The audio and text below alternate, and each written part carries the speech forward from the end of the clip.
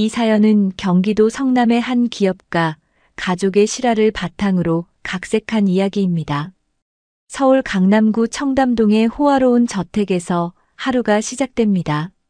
이곳의 주인인 구동욱 회장은 70대 중반의 나이에도 불구하고 여전히 정정한 모습으로 매일 아침 6시에 기상해 운동을 마치고 회사로 향하죠.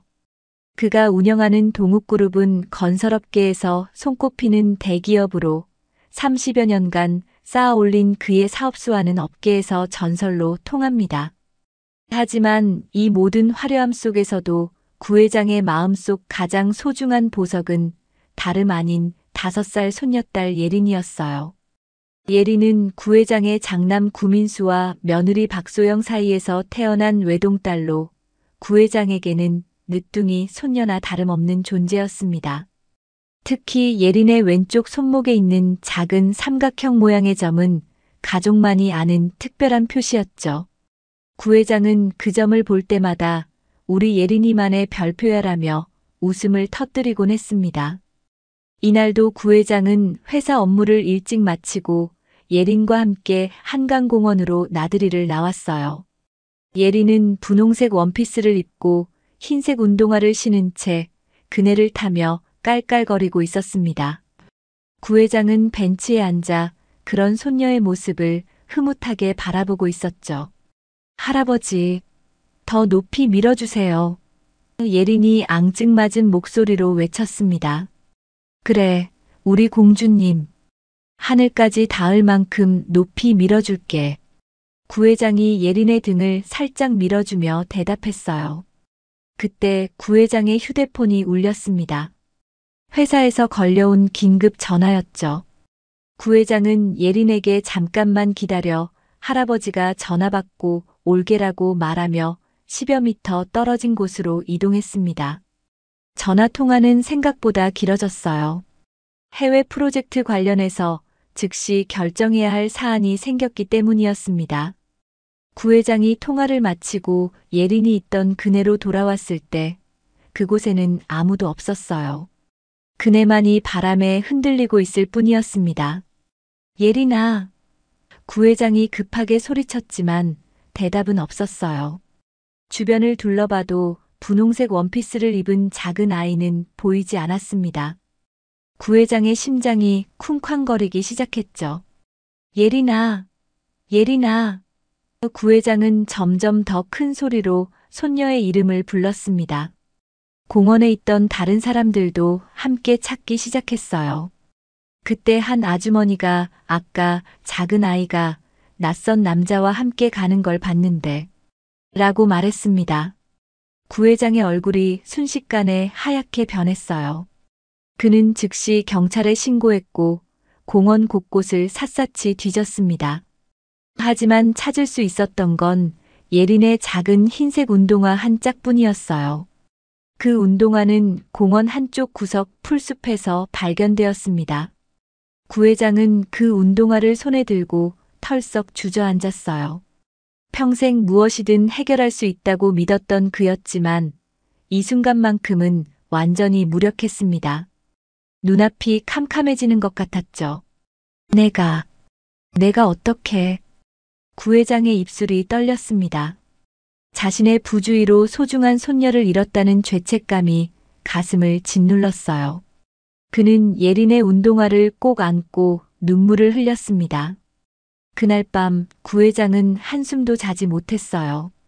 예린의 방에 앉아 그녀의 사진을 바라보며 할아버지가 너를 꼭 찾아낼 거야. 기다려라, 예린아라고 다짐했습니다. 그의 손가락은 예린의 손목에 있던 삼각형점이 찍힌 사진을 어루만졌죠.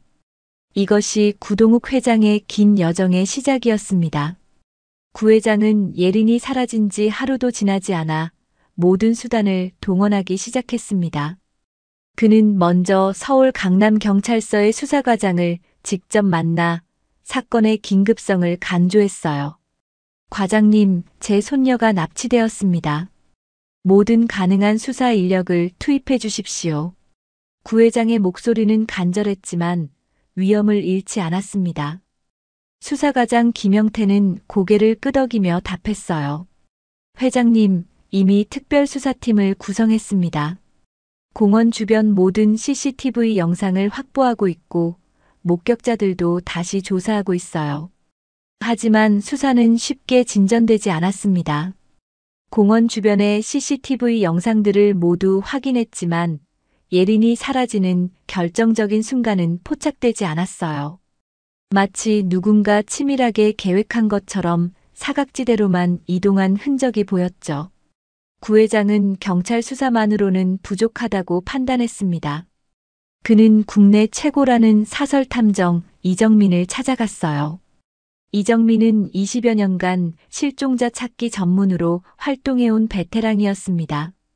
이번 사건은 보통 유괴와는 다릅니다. 이 탐정이 사건 자료를 살펴보며 말했어요. 범인이 매우 계획적이고 전문적이에요. 단순한 돈 목적이 아닐 가능성이 높습니다. 그게 무슨 뜻입니까? 구회장이 물었습니다. 회장님께 개인적인 원한을 가진 누군가의 소행일 수 있다는 뜻이죠. 사업상 적이나 과거에 갈등이 있었던 사람들을 떠올려 보십시오. 구회장은 긴 사업 인생 동안 만났던 수많은 사람들을 떠올렸습니다. 경쟁 관계에 있던 기업인들, 사업 파트너였다가 틀어진 사람들, 부동산 개발 과정에서 갈등을 빚었던 주민들까지. 하지만 그 누구도 아이를 납치할 만큼 극단적인 선택을 할 사람은 떠오르지 않았어요. 한 달이 지나고 두 달이 지났지만 예린의 행방은 여전히 오리무중이었습니다.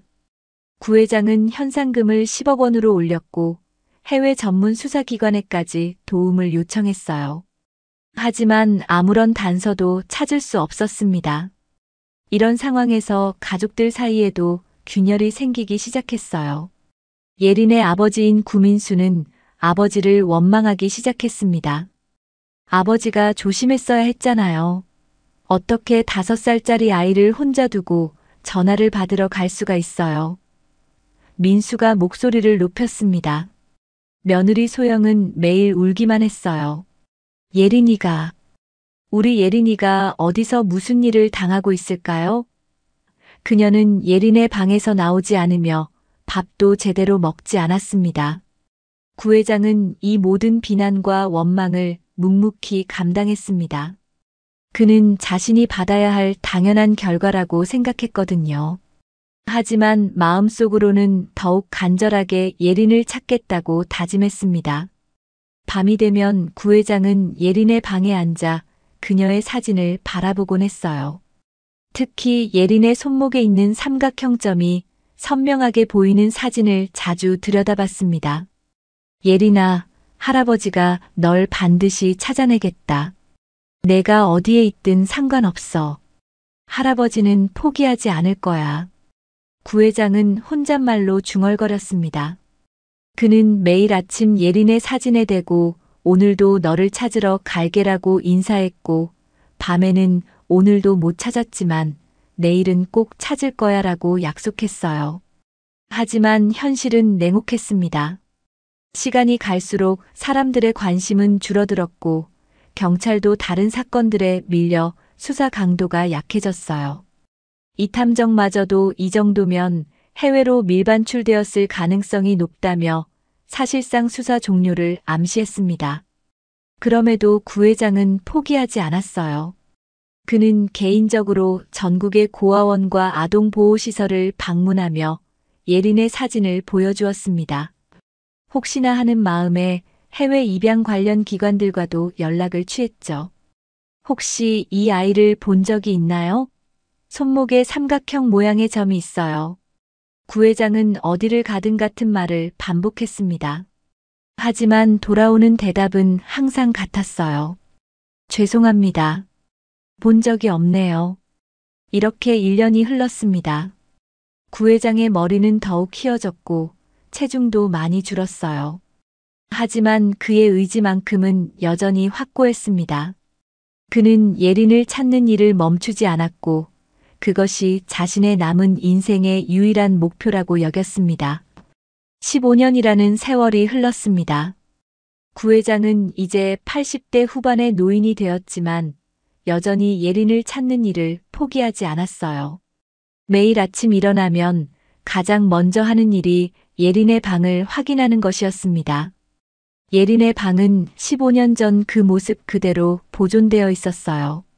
분홍색 침대보, 곰인형들, 작은 책상 위에 크레파스까지 모든 것이 예린이 돌아올 날을 기다리며 그 자리를 지키고 있었죠. 구회장은 매일 그 방을 청소하고 먼지를 닦으며 오늘 예린이가 돌아올지도 몰라라고 혼잣말했습니다. 하지만 세월의 무게는 구회장에게도 어김없이 찾아왔어요.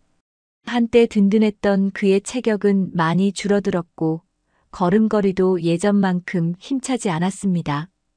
당뇨와 고혈압 때문에 매일 약을 챙겨 먹어야 했고 가끔 어지럼증으로 쓰러지기도 했죠. 회사 경영도 예전 같지 않았어요.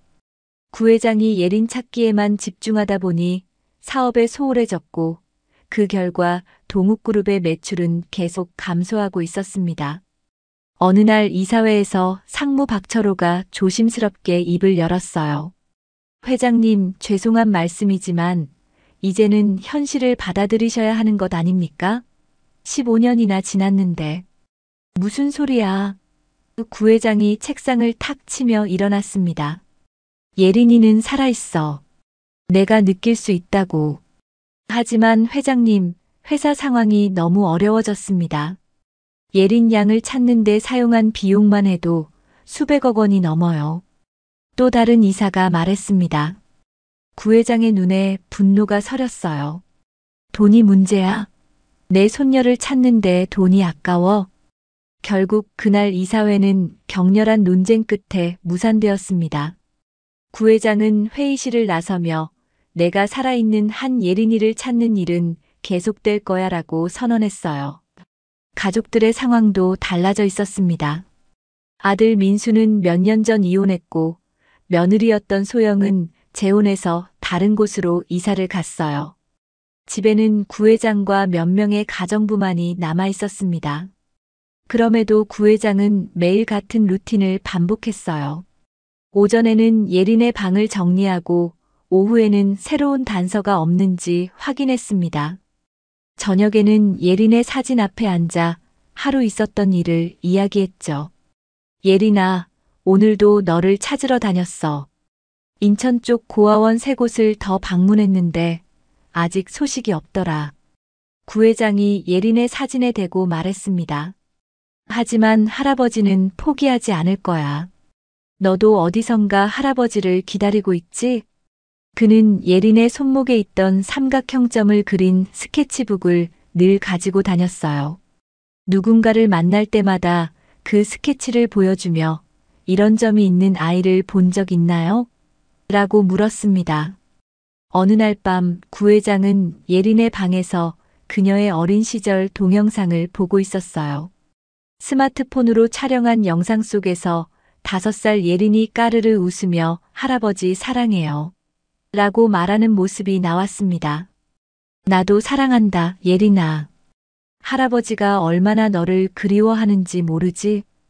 구회장의 눈에서 눈물이 흘러내렸어요. 그때 갑자기 휴대폰이 울렸습니다.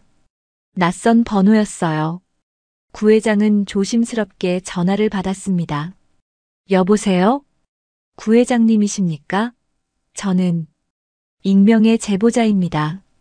목소리를 변조한 듯한 낯선 음성이 들렸어요. 구회장의 심장이 쿵쾅거리기 시작했습니다. 네, 맞습니다. 무슨 일이신가요? 경기도 파주에 있는 할머니 손맛 식당에 가보세요. 거기서 일하는 20대 초반 여자가 혹시 회장님이 찾는 그 아이일지도 모릅니다. 정말입니까? 어떻게 확신하시는 거죠? 구회장이 급하게 물었지만 전화는 이미 끊어져 있었어요. 구회장은 손이 떨렸습니다. 15년 만에 처음으로 구체적인 제보를 받은 것이었죠. 그는 즉시 메모지에 할머니 손맛 마이너스 파주라고 적었습니다. 예린아, 혹시, 정말 혹시 너일까? 구회장이 예린의 사진을 보며 중얼거렸어요. 할아버지가 내일 당장 확인하러 갈게. 그날 밤 구 회장은 한숨도 잘 수 없었습니다.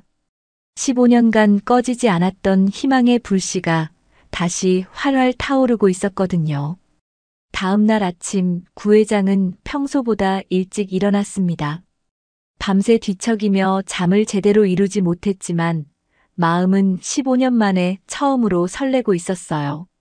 그는 정성스럽게 면도를 하고 깔끔한 정장을 차려입었습니다. 기사님, 오늘은 제가 직접 운전하겠습니다. 구 회장이 전속 기사에게 말했어요. 회장님, 파주까지는 거리가 꽤 되는데 괜찮으실까요? 기사가 걱정스럽게 물었습니다. 괜찮아요. 이건 제가 직접 해야 할 일이에요. 구 회장의 목소리에는 오랜만에 활력이 넘쳤습니다. 구 회장은 예린의 사진과 삼각형점 스케치를 가방에 넣고 파주로 향했어요.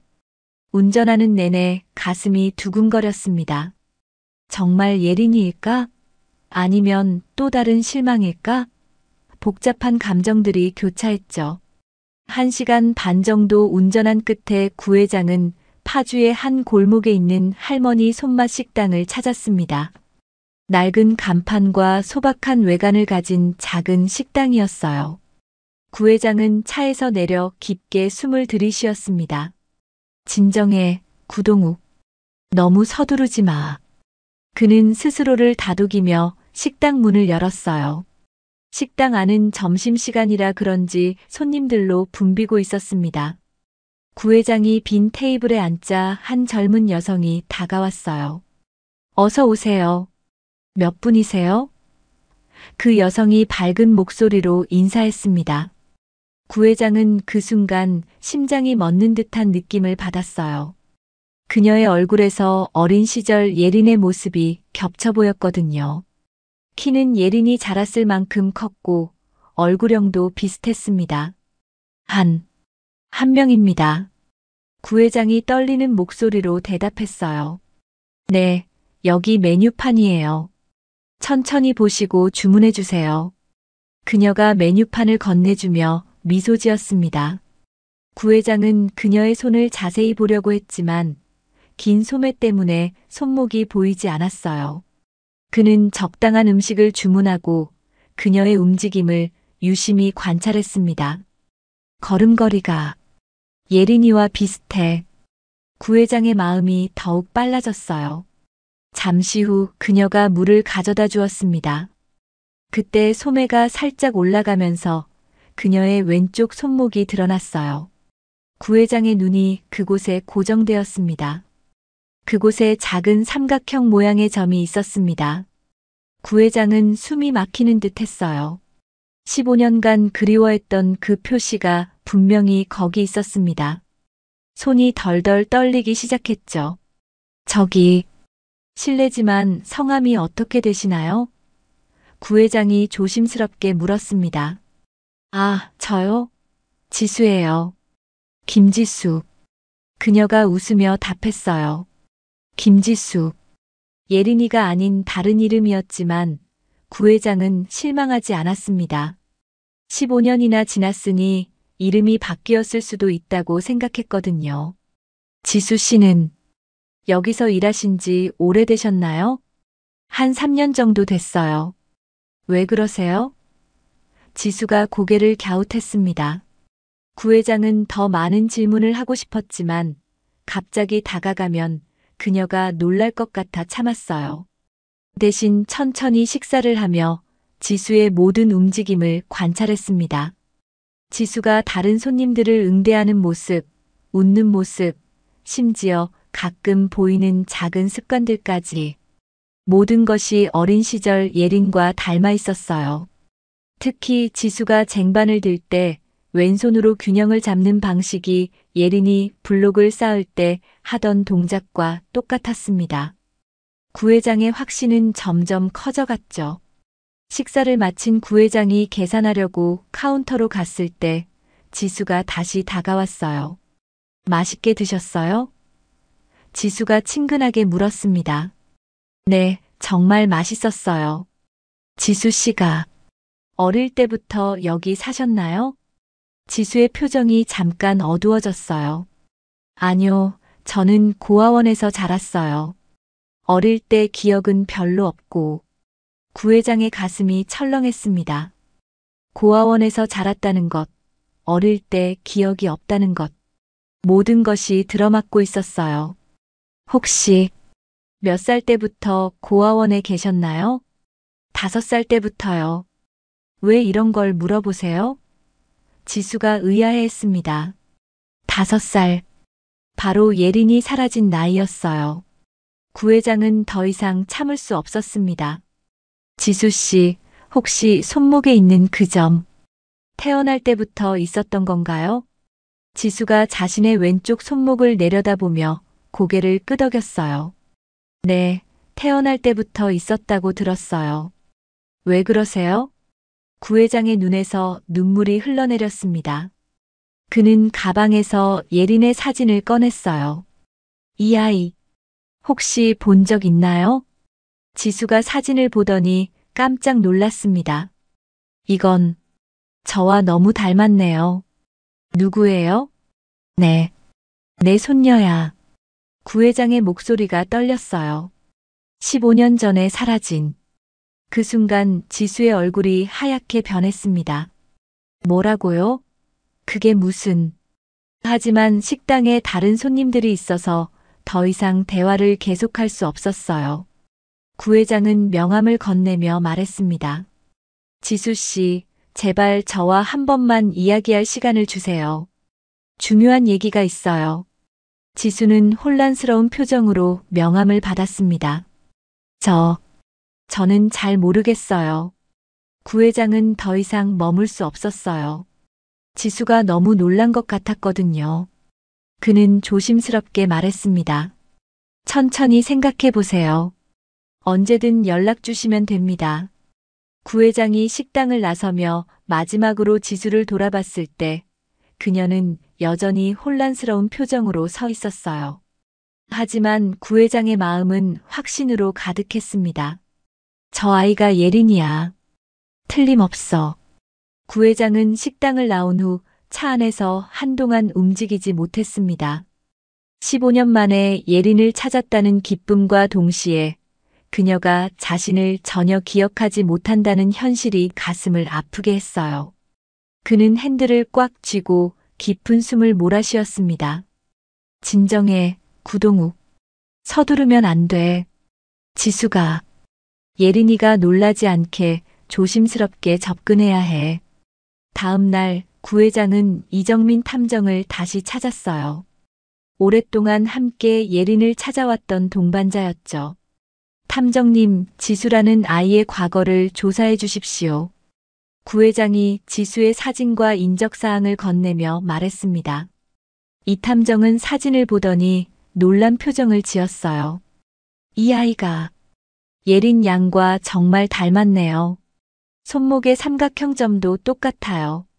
틀림없이 예린이에요. 구 회장의 목소리에는 확신이 가득했습니다. 알겠습니다. 최대한 빨리 조사해 보겠어요.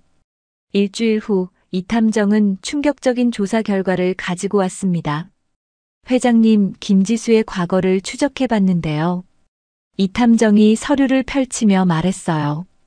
이 아이는 정확히 15년 전 예린 양이 사라진 지 한 달 후에 경기도 의정부의 한 고아원에 맡겨졌습니다. 구 회장의 눈이 번뜩였어요. 그 고아원에서 뭐라고 했나요? 당시 한 중년 남성이 아이를 데려왔다고 합니다. 그 남자는 자신을 이 아이의 삼촌이라고 했고 부모가 사고로 죽어서 더 이상 키울 수 없다며 아이를 맡겼어요. 하지만 신원 확인이 제대로 되지 않았고 그 남자의 정체는 알아냈나요? 가짜 신분증을 사용했던 것 같습니다. 주소도 허위였고요. 더 중요한 건 이 탐정이 다른 서류를 꺼냈어요. 지수 양이 고아원에 왔을 때 상태가 이상했다고 합니다. 어떻게요? 기억상실 증세가 있었어요. 자신의 이름도 가족도 전혀 기억하지 못했습니다. 의료진은 심한 충격으로 인한 해리성 기억상실로 진단했죠. 구회장의 주먹이 꽉 쥐어졌습니다. 그럼 예린이가 납치당한 후 무슨 일을 당한 거군요. 그런 것 같습니다. 그리고 더 조사해 본 결과 이탐정이 조심스럽게 말을 이었어요. 지수 양을 고아원에 데려온 그 남자와 관련해서 흥미로운 단서를 찾았습니다. 무엇인가요? 당시 고아원 주변 CCTV에 포착된 차량 번호를 추적했는데 그 차량이 회장님의 옛 사업 파트너였던 최진우 씨와 연관이 있습니다. 최진우. 구회장의 얼굴이 굳어졌어요. 그는 15년 전 동욱그룹의 공동 창업자였지만 경영권 분쟁으로 갈라선 사람이었습니다. 최진우가 설마 아직 확실하지는 않습니다. 하지만 조사해 볼 가치는 있어요. 구회장은 지수의 과거를 더 자세히 알아보기로 했습니다. 그는 의정부 고아원을 직접 방문했어요. 고아원 원장 김미숙 수녀는 구회장을 반갑게 맞았습니다. 지수 이야기를 들으러 오셨다고요? 네, 혹시 그 아이가 제 손녀일 가능성이 있어서요. 지수는 정말 특별한 아이였어요. 김수녀가 추억에 잠기며 말했어요. 처음 왔을 때는 말도 거의 안 하고 밤마다 악몽에 시달렸거든요. 할아버지를 계속 찾으면서 울었어요. 구회장의 가슴이 먹먹해졌습니다. 할아버지를요? 네, 자신의 이름이나 가족은 기억하지 못했지만 할아버지에 대한 기억만은 남아있는 것 같았어요. 가끔 할아버지가 나를 찾으러 올 거야라고 중얼거리기도 했고요. 구회장의 눈에서 눈물이 흘러내렸어요. 예린이 자신을 기억하고 있었던 것입니다. 그 후로는 어땠나요? 시간이 지나면서 점차 안정되었어요. 하지만 과거에 대한 기억은 끝내 돌아오지 않았죠. 16살 때 고아원을 나갔는데 그때까지도 가끔 할아버지에 대해 물어보곤 했어요. 구회장은 고아원을 나서며 더욱 확신했습니다. 지수가 바로 예린이라는 것을 말이에요. 그날 저녁 구회장은 예린의 방에 앉아 지수의 사진을 보고 있었어요. 고아원에서 찍은 어린 시절 사진들이었습니다. 예린아, 정말 너구나. 할아버지가 늦었어. 미안해.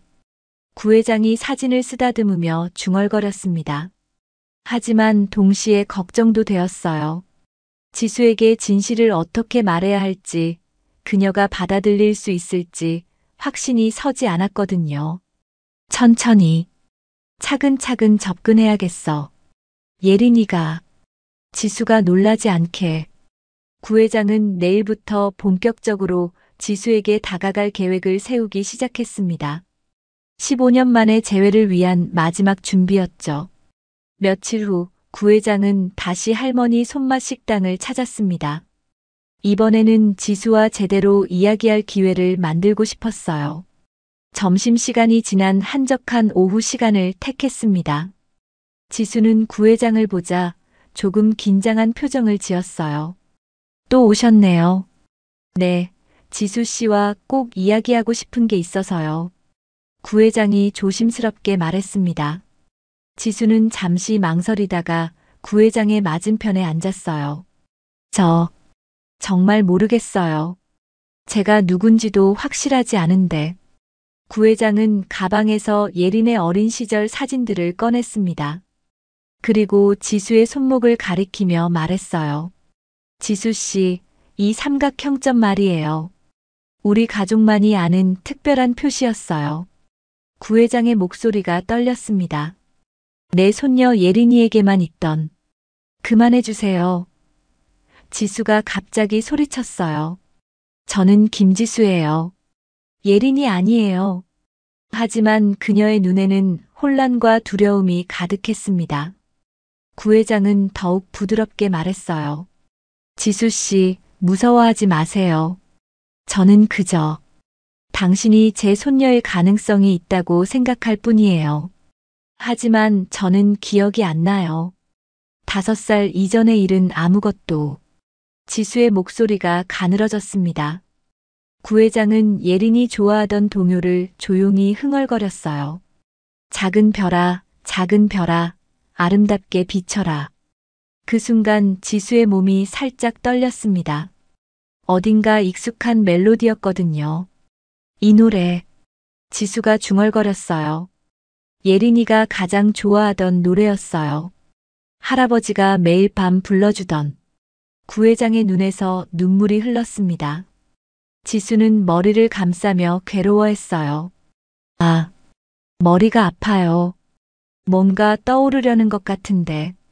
천천히 하세요. 억지로 기억하려 하지 마세요. 구회장이 지수의 손을 살짝 잡았습니다. 그때 지수가 갑자기 벌떡 일어났어요. 안 돼요. 저를 왜 이렇게 괴롭히는 거예요? 지수 씨, 잠깐만. 싫어요. 저는 김지수예요. 다른 누가 아니에요. 지수가 울먹이며 말했어요. 제발 그만두세요. 지수는 그대로 식당 뒤쪽으로 뛰어갔습니다. 구회장은 그녀를 따라가고 싶었지만 더 이상 압박하면 안 될 것 같아 참았어요. 그날 저녁 지수는 자신이 사는 작은 원룸에서 혼란스러워했습니다. 구회장이 보여준 사진 속 아이가 자신과 너무 닮았고 그가 부른 동요가 왠지 익숙했거든요. 지수는 거울 앞에 서서 자신의 손목을 바라봤어요. 태어날 때부터 있었다는 이 삼각형점이 갑자기 새롭게 느껴졌습니다. 설마, 정말로 내가? 지수는 고개를 저었어요. 아니야. 그럴 리 없어. 하지만 밤이 되자 이상한 꿈을 꾸었습니다. 넓은 저택, 따뜻한 품, 그리고 우리 예린이라고 부르는 익숙한 목소리. 꿈속에서 지수는 누군가의 무릎에 앉아 동화책을 읽고 있었어요. 할아버지, 이 다음은 뭐예요? 꿈속의 어린 지수가 물었습니다. 그 다음엔 공주가 왕자를 만나서 행복하게 살았단다. 따뜻한 목소리가 대답했어요. 지수는 꿈에서 깨어나 식은땀을 흘렸습니다. 왜 이런 꿈을 꾸지? 다음 날 구회장은 다시 식당에 갔지만 지수는 보이지 않았어요. 식당 사장에게 물어보니 지수가 아프다며 쉬고 있다고 했습니다. 구회장은 지수에게 편지를 써서 식당에 맡겼어요. 지수에게 어제는 놀라게 해서 죄송합니다. 저는 당신을 강요하고 싶지 않아요. 다만 한 가지만 기억해 주세요. 만약 당신이 정말 제 손녀라면 할아버지는 15년 동안 단 하루도 당신을 잊은 적이 없다는 것을요. 당신이 원할 때 언제든 연락해 주세요. 기다리겠습니다. 할아버지가 되고 싶은 사람 올림. 지수는 그 편지를 받고 또다시 혼란스러워했습니다. 편지를 읽으면서 왠지 가슴이 먹먹해졌거든요. 며칠 후 지수는 용기를 내어 구회장에게 전화를 걸었어요. 저, 김지수입니다. 지수 씨, 구회장의 목소리에 기쁨이 가득했어요. 제가 정말 그 아이인지 확실히 알고 싶어요. 하지만 무서워요. 지수의 목소리가 떨렸습니다. 천천히 하면 돼요. 서두르지 않을게요. 구회장이 다정하게 말했습니다. 그럼 한 번 더 만나주실 수 있나요? 이번엔 제대로 이야기해 보고 싶어요. 구회장의 가슴이 벅차올랐습니다. 물론이에요. 언제든 좋아요. 내일 오후에 공원에서 만날까요? 좋습니다. 한강공원 어떠세요? 지수는 잠시 망설였어요. 왠지 한강공원이라는 말이 가슴을 쿵쾅거리게 했거든요. 네, 좋아요. 전화를 끊은 후 구회장은 예린의 사진을 보며 중얼거렸어요. 예린아, 내일이면 할아버지와 너의 진짜 이야기가 시작될 거야. 다음 날 오후 구회장은 한강공원에서 지수를 기다리고 있었습니다. 15년 전 예린이 사라진 바로 그 공원이었어요. 그는 벤치에 앉아 손에 든 서류 봉투를 꼭 쥐고 있었습니다. 이정민 탐정이 조사한 최진우에 대한 모든 자료가 들어 있었죠. 지수가 나타났을 때 구 회장은 그녀가 얼마나 떨리고 있는지 알 수 있었어요.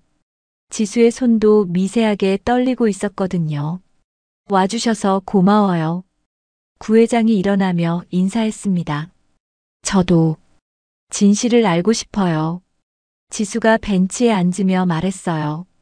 며칠 밤을 새우며 생각해 봤는데 제 기억에 구멍이 너무 많아요. 구 회장은 서류 봉투를 열며 조심스럽게 말했습니다. 지수 씨, 먼저 이걸 보여드릴게요. 그는 최진우의 사진을 꺼냈어요. 이 사람을 본 적 있나요? 지수가 사진을 보자 얼굴이 하얗게 변했습니다. 이 사람은 누구죠? 구 회장이 급하게 물었어요. 최 아저씨예요. 고아원에 저를 데려다 준. 지수의 목소리가 떨렸습니다. 하지만 제 삼촌이라고 했는데 구 회장의 주먹이 꽉 쥐어졌습니다. 지수 씨, 이 사람은 당신의 삼촌이 아니에요. 최진우라는 사람으로 저와 함께 사업을 하다가 틀어진 옛 동료입니다. 뭐라고요? 지수가 깜짝 놀랐어요. 구 회장은 천천히 모든 것을 설명하기 시작했습니다. 15년 전 예린의 유괴 사건, 최진우와의 사업 갈등, 그리고 지수가 고아원에 맡겨진 경위까지. 최진우는 제가 사업에서 밀어낸 후 복수를 계획했던 것 같아요. 그래서 제 손녀를, 예린이를 납치한 거죠. 구 회장의 목소리가 분노로 떨렸습니다. 지수는 충격에 빠져 아무 말도 할 수 없었어요. 자신의 인생이 거대한 거짓말 위에 세워져 있었다는 사실을 알게 된 것이었죠. 그럼 저는 정말로 내 손녀 예린이에요. 구 회장이 지수의 손을 잡으며 말했어요. 당신이 기억하지 못하는 건 충격으로 인한 기억상실 때문이에요. 지수의 눈에서 눈물이 흘러내렸습니다. 그럼 지금까지 제가 알고 있던 제 인생은 모두 거짓이었다는 거네요. 지수라는 이름도 고아라는 신분도 모두 최진우가 만들어낸 거짓이었어요. 당신의 진짜 이름은 구예린이고 저는 당신의 할아버지입니다. 구 회장은 예린의 어린 시절 사진들을 더 꺼냈어요. 가족들과 함께 찍은 사진, 생일 파티 사진, 그리고 구 회장과 단둘이 찍은 사진까지. 이게 제가 어릴 때 모습인가요? 지수가 떨리는 손으로 사진을 만지며 물었어요. 맞아요. 이 사진은 당신이 5번째 생일 때 찍은 거예요. 그때 당신이 소원을 빌면서 할아버지와 계속 함께 있고 싶어요라고 했었거든요. 그 순간 지수의 머릿속에 희미한 기억이 떠올랐습니다. 생일 케이크의 촛불, 따뜻한 포옹, 그리고 우리 예린이라고 부르는 목소리. 지수가 머리를 감싸며 괴로워했어요. 뭔가 떠오르는 것 같은데. 천천히 해요. 억지로 기억하려 하지 마세요. 구 회장이 지수의 등을 살살 두드려 주었습니다. 그때 구 회장의 휴대폰이 울렸어요. 이정민 탐정에게서 온 전화였습니다. 회장님, 최진우를 찾았습니다. 지금 인천에 있어요. 구 회장의 얼굴이 굳어졌어요. 어디에 있나요? 인천 부평구의 한 아파트에 살고 있습니다. 그런데 회장님, 최진우가 병에 걸렸다고 하네요. 말기암이라고. 구 회장은 복잡한 심정이었어요. 복수를 하고 싶은 마음과 동시에 모든 진실을 밝혀야 한다는 책임감이 교차했습니다. 지수 씨, 구 회장이 전화를 끊고 지수를 바라봤어요. 최진우를 찾았어요. 그 사람을 만나서 모든 진실을 들어보는 게 어떨까요? 지수는 두려워했지만 고개를 끄덕였어요. 저도 진실을 알고 싶어요. 제가 누구인지, 정말로 예린이 맞는지. 그럼 함께 가죠. 당신이 혼자가 아니라는 걸 보여주고 싶어요. 그날 저녁 구 회장과 지수는 인천으로 향했습니다. 15년간 숨겨져 있던 진실을 마주할 준비를 하면서 말이에요. 차 안에서 지수가 조용히 말했습니다. 무서워요. 만약 제가 정말 예린이라면 지금까지의 제 인생은 뭐였을까요? 지수 씨, 구회장이 다정하게 답했어요. 당신이 어떤 이름으로 살았든 할아버지에게는 소중한 손녀예요. 그건 변하지 않아요. 지수의 눈에서 또다시 눈물이 흘렀습니다. 태어나서 처음으로 진짜 가족의 사랑을 느끼는 것 같았거든요. 15년간의 미스터리가 드디어 풀릴 순간이 다가오고 있었습니다. 인천 부평구의 낡은 아파트 단지에 도착했을 때는 이미 해가 지고 있었습니다. 구회장과 지수는 엘리베이터를 타고 14층으로 올라갔어요. 두 사람 모두 긴장한 얼굴이었습니다. 문 앞에 섰을 때 구회장이 지수에게 물었어요. 괜찮으세요? 무서우면 밖에서 기다려도 돼요. 아니에요. 끝까지 함께 하고 싶어요. 지수가 용기를 내어 대답했습니다. 구회장이 초인종을 눌렀어요. 잠시 후 문이 열리며 야윈 얼굴의 중년 남성이 나타났습니다. 최진우였어요. 그는 구회장을 보자 놀란 표정을 지었습니다. 구회장? 최진우의 목소리가 떨렸어요. 오랜만이네, 진우야. 구회장의 목소리는 차분했지만 차가웠습니다. 최진우는 지수를 보더니 더욱 당황했어요. 설마, 이 아이가. 맞아. 내 손녀 예린이야. 구회장이 단호하게 말했습니다. 이제 모든 걸 털어놔. 최진우는 한참을 망설이다가 문을 열어주었어요. 집안은 약 냄새가 가득했고 곳곳에 병원 서류들이 놓여 있었습니다. 앉아. 최진우가 소파를 가리켰어요. 그의 모습은 15년 전과 비교할 수 없을 만큼 초라해 보였습니다. 구회장과 지수가 앉자 최진우는 깊은 숨을 쉬며 입을 열었어요. 미안하다, 동우가. 최진우의 목소리가 떨렸습니다. 정말 미안해. 미안하다고? 15년 동안 내가 얼마나 고생했는지 알아? 구회장의 목소리가 높아졌어요. 알아. 다 알고 있어. 최진우가 고개를 떨구며 말했습니다. 매일 밤 후회했어. 하지만 되돌릴 수가 없었어. 지수가 떨리는 목소리로 물었어요.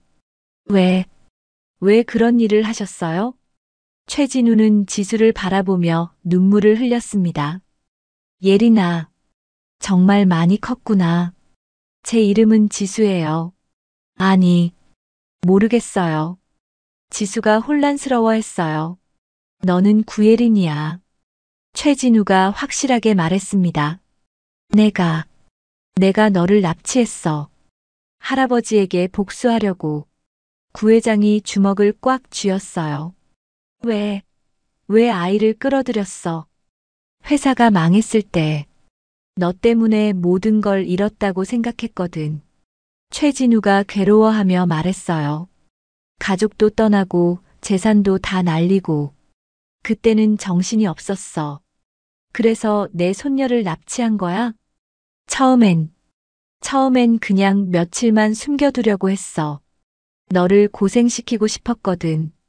하지만 최진우가 말을 멈췄어요. 하지만 뭐?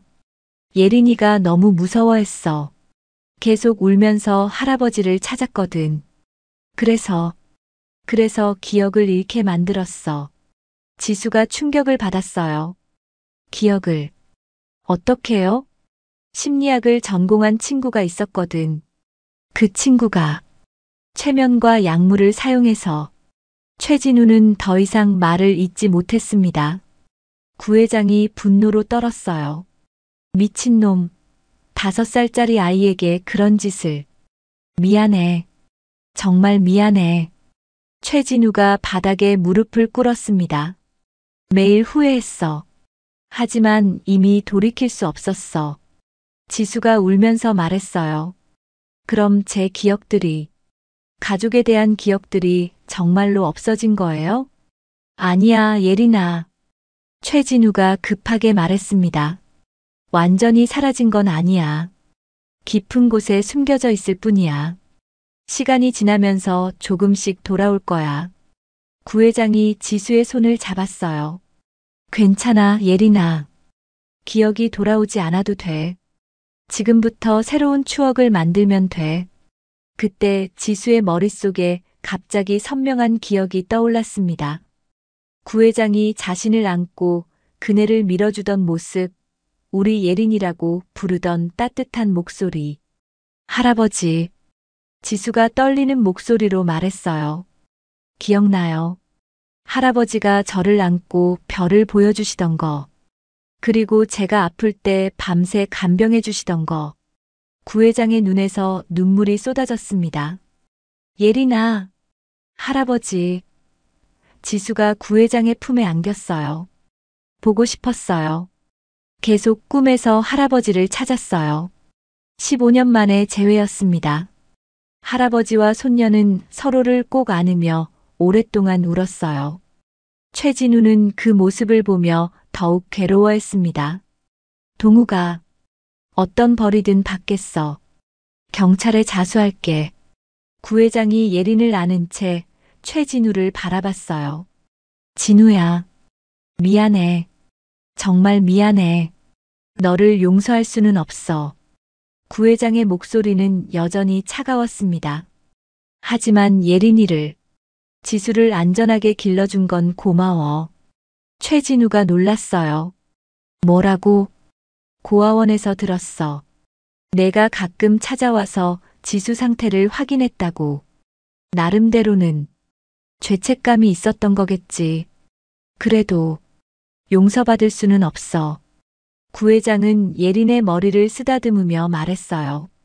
용서는 못하겠지만 복수도 하지 않을 거야. 예린이를 되찾았으니까. 그날 밤 구회장과 예린은 집으로 돌아갔습니다. 15년간 그대로 보존되어 있던 예린의 방을 보며 예린은 더 많은 기억들을 떠올렸어요. 할아버지, 이 곰인형. 제가 가장 좋아하던 거죠? 맞아. 내가 매일 밤 안고 잤어. 그리고 이 책상에서 그림도 그리고. 응, 할아버지 얼굴도 많이 그려줬지. 예린은 방 안을 둘러보며 눈물을 흘렸어요. 할아버지, 정말 저를 한 번도 포기하지 않으셨어요? 단 한 번도. 할아버지는 내가 꼭 돌아올 거라고 믿었어. 그날 밤 예린은 15년 만에 자신의 침대에서 잠들었습니다. 구회장은 밤새 예린의 잠자리를 지키며 감사 기도를 올렸어요. 아침이 되자 예린이 구회장을 깨웠습니다. 할아버지, 일어나세요. 응? 예린아? 할아버지, 이제 정말 집에 온 기분이에요. 예린이 환하게 웃으며 말했어요. 앞으로 계속 함께 있을 수 있죠? 물론이지, 우리 예린이. 이제 절대 떨어지지 않을 거야. 구회장과 예린은 새로운 시작을 위해 손을 맞잡았습니다. 15년간의 긴 여정이 끝나고 진짜 가족의 시간이 시작된 것이었어요. 몇 달 후 예린은 김지수라는 이름을 버리고 구예린으로 돌아왔습니다. 그리고 할아버지와 함께 동욱그룹을 새롭게 일구어가며 잃어버린 시간을 조금씩 채워나갔어요. 사랑은 시간과 거리를 뛰어넘는다는 것을, 진정한 가족의 유대는 어떤 시련도 끊을 수 없다는 것을 보여준 이야기였습니다.